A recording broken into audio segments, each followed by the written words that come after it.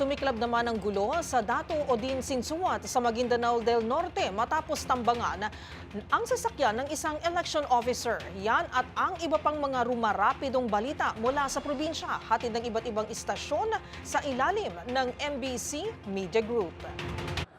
Balita mula sa Bangsamoro Region. Tinambangan ng mga armado ang sasakyan ni Dato Odin Sinsuat Election Officer Maceda Lidasan Abu pasado alas 8 kaninang umaga sa bahagi ng National Highway ng Barangay Makir, Dato Odin Sinsuat, Maguindanao del Norte. Patungo sana sa kanyang tanggapan sa nabanggit na bayan ang election officer kasama ng mister nang maganap ang insidente. Nabatid na minamaneho ng mister na si Jojo Abu ang isang Fortuner kasama ang may bahay nitong si Election Officer Maceda Abu.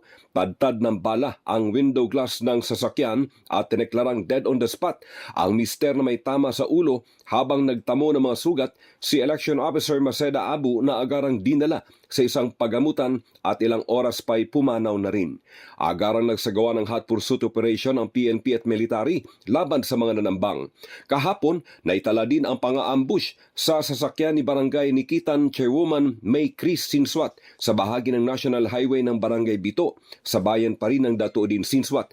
Nakaligtas naman ang mga sakay ng naturang sasakyan at ilan sa kanila'y nagtamo ng mga sugat.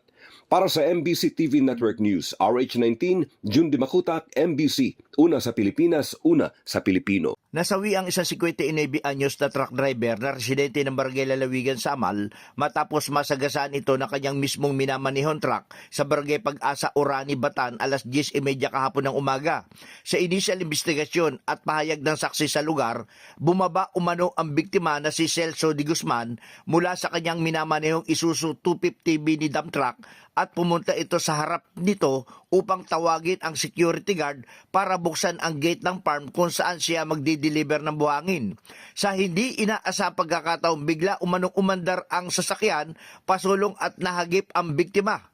Agad siyang isinugod sa Orani District Hospital, ngunit idiniklarang dead on arrival ng attending physician. Umani naman ang pakikiramay sa masaklap na naganap na aksidenteng kamatayan ng biktima. Para sa MBC TV Network News, RH37, DCRH, una sa Pilipinas, una sa Pilipino. Balita mula sa Davao City. Muling iginiit ng Davao City Police Office o DCPO ang babala sa publiko na huwag maging kampante at laging maging mapagmatyag kahit na walang nababantayan o natatanggap na bomb threat sa Davao City. Sinabi ni Police Captain Hazel Caballero Tuazon, spokesperson ng Davao City Police Office, na ang tamang gawin kapag may banta ng pamomomba ay huwag mataranta at mas mabuting lumayo sa lugar kung saan nangyari ang bomb threat. Bukod dito, kung may banta ng pamomomba, agad na tumawag sa mga otoridad upang ito ay maaksyonan. Hinimok din ng opisyal ang mga Davaoeños na lagi makipag-unayan at tumulong sa otoridad, lalo na kung may mga kahinahinalang aktibidad. Kaagad magsumbong sa mga otoridad. Kung matatandaan, ang Office of the Vice President nakatanggap ng ulat tungkol sa umano'y bomb threat na nangyari noong Marso 24, 2025. Para sa MBC TV Network News, ito si June Suter, una sa Pilipinas, una sa Pilipino.